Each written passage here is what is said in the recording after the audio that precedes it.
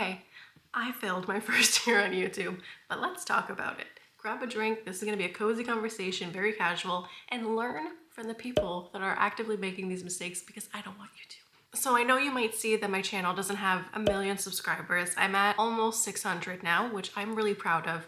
And I think that it's actually very beneficial to learn from people who have actually made the mistakes. Mouth of the horse, what's the say? I don't know. Anyways, but I think it's very valuable to learn from the people that are actually doing the mistakes and learning from them in real time. So let's talk about it. So when I say that I failed my first year on YouTube, I am upset about it, but I'm excited to grow and learn from my mistakes, which I hope you can learn from mine.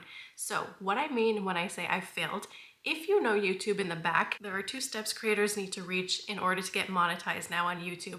It used to be a little bit different, but now with the resurgence of very successful YouTubers, I believe that they've tightened the requirements a little bit to make it a little bit more difficult. However, with some passion and hard work, people can definitely succeed those 2 levels. So right now, I might have succeeded the first level, I'm not sure. I still have a few days. I only am missing, like right now, as of today, like 40 hours of watch time to get my first goal. And then the second goal I definitely did not get, and I'll be talking about that right now. Right, so the first level of earning, if you will, is starting your earning journey, and you can earn income by connecting with your fans and gain access to support forums and creator tools. So you can see here there are memberships, supers, and shopping. So that's what you can get on level 1, and how to achieve that is you need 500 subscribers, you need to have uploaded at least 3 videos in the last 90 days, and you have an either or situation at the bottom. You either have to reach 3,000 public watch hours within 365 days or a year, or reach 3 million public short views within the last 90 days. So when we talk about the second level of earning, obviously the bigger one where you can start to earn money from ads on your videos, and how to achieve that is very similar to the other one, but as you can imagine, the goals are a little bit heavier. So you need at least 1,000 subscribers and an either or situation again, either 4,000 public watch hours within 365 days on your YouTube videos, or 10 million public short views within the last 90 days on your vertical shorts on YouTube. So again, bigger numbers, but people do definitely surpass it and achieve them. And you know what? Awesome for them. So those are the basic goals that you're trying to hit when you're thinking of the monetization. Of course, that's not the only thing that's really important about YouTube. If you're passionate about it, if you're not even wanting to make money off of it, it's easy to succeed, obviously. So when I say that I failed in that sense. There's so much more that I am getting out of this, but I wanted to talk about that because I feel like a lot of people don't talk about it, especially when they're not doing well / they're failing, like me. So I've outlined a few lessons that I think has hindered me to get to that point, and I really want to share it with people because I don't want them to make the same mistakes as me, especially if you're super passionate about it like me. So the first one is my thumbnails. If you see here, I'm scrolling down, I had a different thumbnail style at first, and I think it really wasn't eye-catching. It was like me just learning. I was just really playing with different ideas and stuff like that, but I think you need to start practicing those. Even if you don't have a lot of, video or photo footage right now of things that you'd want to make, just use what photos and videos you already have on your phone and try to make fake thumbnails, basically. Practice ones and find the style that you like. You can learn a lot by looking at different creators online. Obviously, don't steal their style, but you can definitely get inspired. That's what art is. So I definitely recommend practicing and finding a style so it's more cohesive, so people start recognizing your account name with that thumbnail. And then also make sure it's eye-catching, somewhat catchy, kind of clickbaity, but without being clickbaity. Make sure it's attention-grabbing, so it's really cool, but make sure it's accurate, because no one's gonna be happy if they get a clickbait video and by the title they're very excited, and then they start watching your stuff and then it has nothing to do with it. The second one is editing style. Practice before you start. I would try different softwares, see what you like. I really like DaVinci Resolve. I started using iMovie in the beginning. I can also use Final Cut Pro, but I just prefer DaVinci Resolve. Like, I feel like it works really well, and it's also free, so no sponsored. I wish, that'd be awesome. I wouldn't be making this video if I was getting those sponsored, so. Anyways, editing style. Learn how you want to make your videos different. There are so many different ways you can edit vlogs, and my editing style in the beginning, in the middle, and now are so different, and I really like what I'm doing right now. It feels more me, and of course I will be growing. Maybe in a year from now they'll be a little bit different, more refined, of course, but I highly recommend just starting editing stuff just so that you know what kind of vibe you like, and also the more videos you watch, the more you can get inspired that way as well. Next one is kind of 2 in 1, but it's about promotion, self-promotion and cross-promotion. I I'm embarrassed a little bit about some things that I share. And why? I don't know. I'm worried that some people from my old high school are gonna share this and talk about it. But in reality, people have their own lives and no one really cares what I'm doing. So I wish that I would have self-promoted my YouTube channel from the beginning and just shared it on Facebook so all of my family and stuff that could have seen it just post on Instagram. I'm still to this day too shy to post my reels about my YouTube channel on my Instagram, and I really wish I wasn't, because I know that even if people are gonna make fun of you, at least they're watching and they're giving you views. But honestly, just the reach that it could give is just unbelievable. And if you're not getting a lot of views on YouTube, that could be a great way to jumpstart it, because then YouTube algorithm can learn like, oh, people like this might like to watch it. So then it'll kind of push it to other people that have similar interests. So I highly recommend just getting over yourself. Like, that's my advice to me too. And just share it. Just share it. If people don't like it, like, they can just unfollow you. Because I have been sharing a little bit more this week, and like, haven't had any super negative things. People will just ignore it, really, if they want to. The next thing is with promotion, is cross promotion. Yes, YouTube, focus on YouTube. However, post reels on Instagram, find the trends and link it to your YouTube channel to get people going over there. So don't include links or anything like that, because typically social media algorithms want to keep you on the website or the app that you're currently using. So links don't really work as well, but just hints and stuff like that, that they can check out your channel later and see that you have a YouTube channel.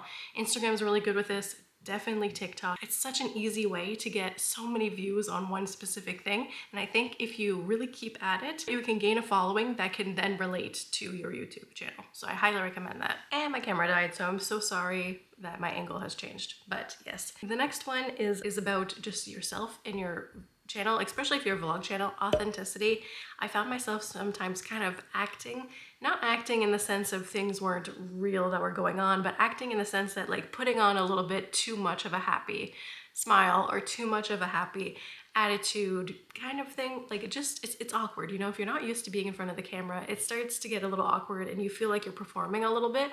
But I noticed that the videos that I feel like I really was more relaxed and I felt like just being more authentic and honest, those are the videos that actually just did better. Like my travel ones, very honest. Some of my vlogs opening up about things like body image and running anxiety and things like that. People have actually commented, I think this is one of your best videos.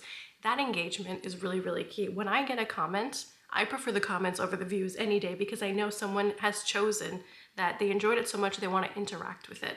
And I highly recommend interacting with those comments as well. I always do, so I don't think that's something that has hindered me. But the authenticity part, like, just be free to share who you are, because I think that's what's going to get a lot better. You can't perform all the time. It's not going to be sustainable. And I don't try to. That's like I'm not trying to perform, but sometimes I just feel like I am. And I'm not saying that every time I'm happy in a video, it's not true. I am generally a happy person.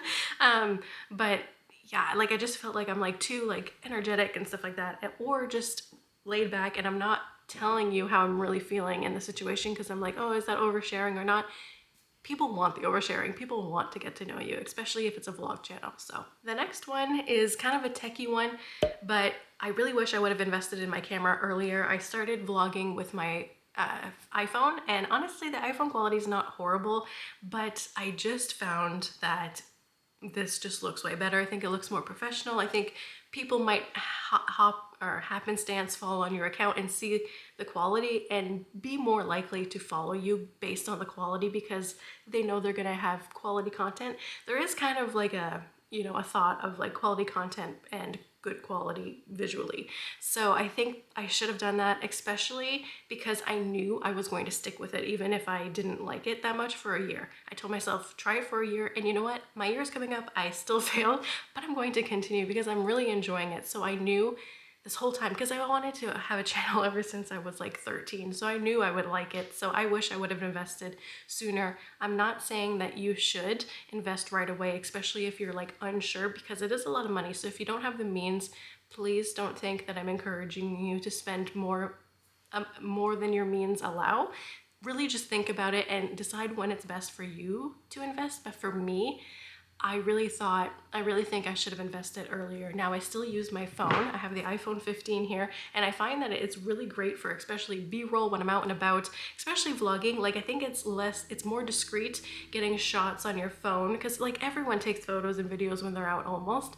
So it's more discreet, so I can, you know, video and take photos and stuff without people being like, why does she have a big ass camera, you know, and vlogging. So I feel like people are more like, oh God, what is she doing with a camera? But with the phone, it's pretty good. And it is pretty good quality, the back camera, but I used to film with the front camera because I needed to see me. So I really like this camera because I can see myself, and I just find the quality is really good. I could probably improve my mic quality. I just have the like dead cat on top of it with the mic built into the camera. However, right now I think it's still working really well. So I think that's probably the next logical step for me, is investing in a better mic setup.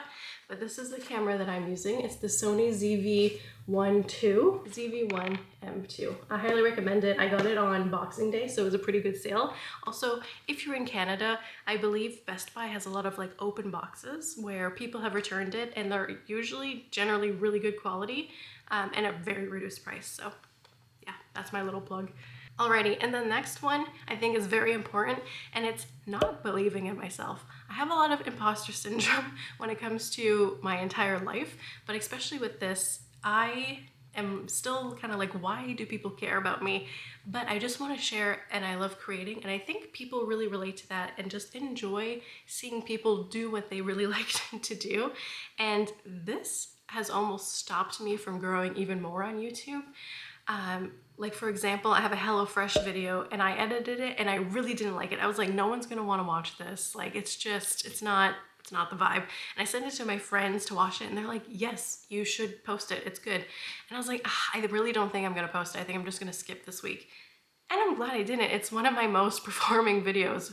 Who would have thought? So really do believe in yourself. It could really stop you from growing faster, growing at all, or just be kind to yourself, you know? So yeah, so those are the things that I find that really did hinder my growth. And again, I definitely won't make that to step 2 to get monetized for ads and stuff like that, which is fine. I'm really doing this out of a passion and really excitement. I do have a full-time job. I upload twice a week, so I am kind of doing what I can do at the moment, but within outlining these things that I think have maybe hindered me, I'm now able to reflect, sit back, and see how I can improve those individual items within the timeline that I have.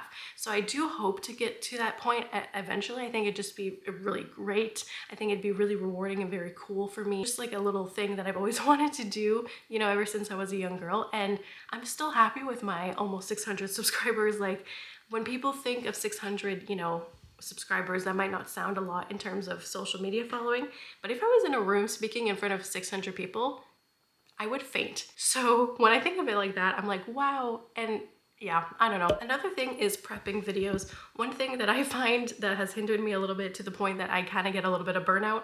For reference, I have a full-time job working every single day, and I've committed to uploading twice a week. There were some times that it got too much. It got a lot.